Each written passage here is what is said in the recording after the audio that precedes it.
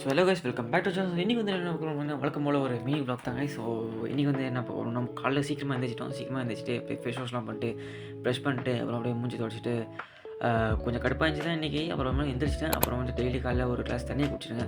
அப்புறமா கொஞ்ச நேரம் ஒரு 10 நிமிஷம் தூங்கிட்டு அப்புறம் மலேசியா காலைல ஒரு 5 மணிக்கு பார்த்தீங்கன்னா அப்படி தான் இருக்கும், பயங்கரமாக இருந்துச்சு. அப்புறமா வீட்டை கூட்டிகிட்டு கீழே வந்தாச்சு கைஸ்.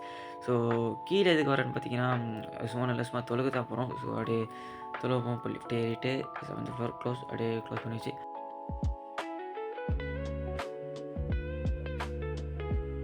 அப்புறம் வந்து ஃபேஸ் வாஷ் பண்ணிட்டு அப்புறம் தொழுது முடிச்சாச்சு கைஸ். அப்புறம் கீழே வந்துட்டேன்.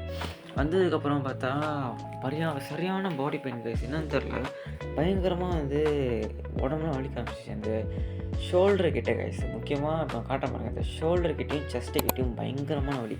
அதுக்கப்புறம் இன்றைக்கி வந்து ஜிம்மை கேன்சல் பண்ணிச்சு கைஸ். இன்றைக்கி ஒரு நாள் மட்டும் ஜிம்முக்கு போவேன்னு வச்சுட்டேன். அதுக்கப்புறம் டைம் ஆச்சு, நான் வந்து வீட்டுக்கு போகிறேன்.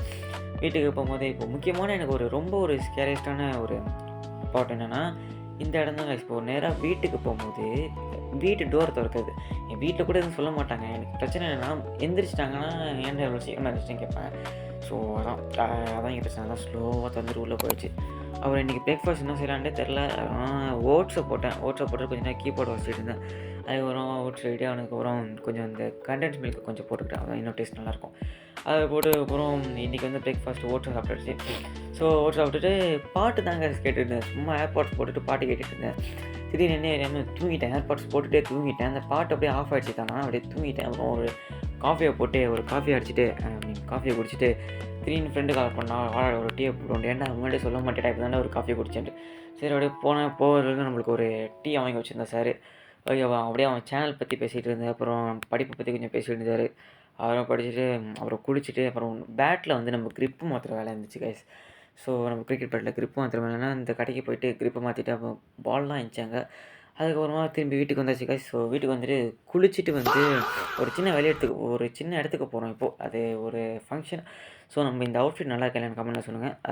நீங்கள் சொன்னீங்கன்னா கொஞ்சம் ஹாப்பியாக இருப்பேன். ஓகே, அப்புறமா நம்ம அந்த ஃபங்க்ஷன் வந்தாச்சு கைஸ். ஸோ இது வந்து நல்ல ஒரு ஃபங்க்ஷன் தான். நம்ம மலேசியாவில் நீங்கள் எந்த ஃபங்க்ஷன் வந்தாலும் இப்படி தான் இருக்கும்.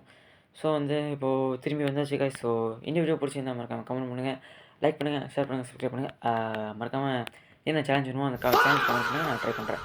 Okay guys, from Norse fitness. Bye.